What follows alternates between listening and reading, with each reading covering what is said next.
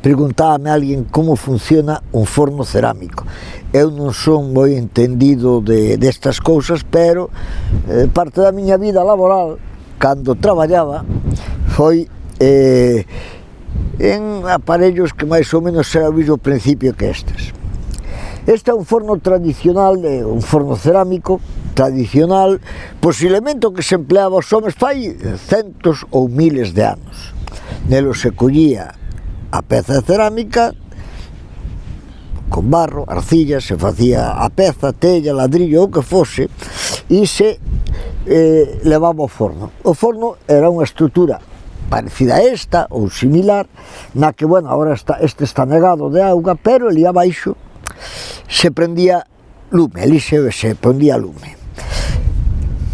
No hogar, se chama hogar esa zona de aí.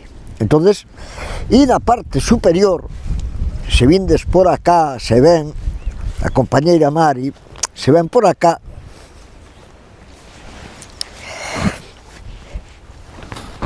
verá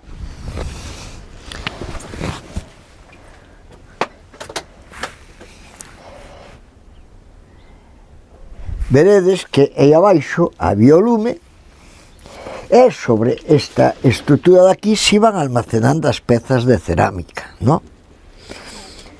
Se chegaba todo isto, se enchía do que nos queríamos cocer e os gases desa combustión se metían entre as pezas que había aquí o tiempo que se estimara oportuno para que estuveran cocidas e aparecía a cerámica cocida. Ese é un principio desto. E me decía esta compañía, oye, hazme explicar como funciona. Pois aquí tes un forno cerámico, máis ou menos este. E estes están aquí, na desembocadura en Camposancos, na desembocadura do río Miño. Se vedes aí, aquele xa Portugal, donde se ve aquel fumalán, aquele é Portugal, este é España, e aquí é donde o Miño e o Atlántico se xuntan. Pois aquí estamos.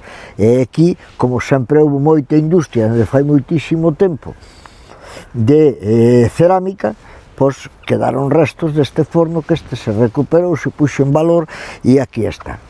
Veña, se vos interesa ou se vos gusta, dadelle o botonciño de me gusta. Hasta logo.